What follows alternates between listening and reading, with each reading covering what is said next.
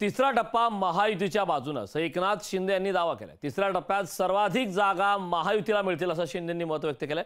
कमी मतदानाचा फरक पडत नाही, महायुतीचा मतदार मतदानासाठी बाहेर पडला होता असा विश्वास मुख्यमंत्री एकनाथ शिंदे यांनी व्यक्त केलाय।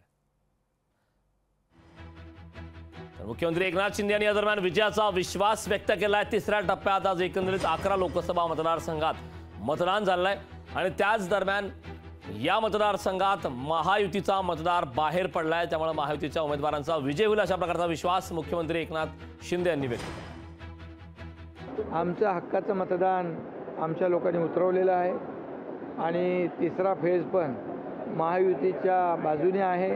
पहिला फेज, पहिला टप्पा, दुसरा टप्पा महायुतीला जास्ती जागा निघतील आणि तिसरा टप्प्यात पण महायुतीला चांगली मेजॉरिटी मिळेल, बढ़त मिळेल। कारण 2 वर्षात केलेलं महायुतीने काम आणि 10 वर्षात केलेलं मोदीजींनी काम, ते लोक शेवटी काम आणि विकास यावर मतदान करत असतात। विकासाचा मुद्दा घेऊन आम्ही ही निवडणूक लढवतोय। लोकशाही मराठी ऐका, पहा, जागरूक रहा।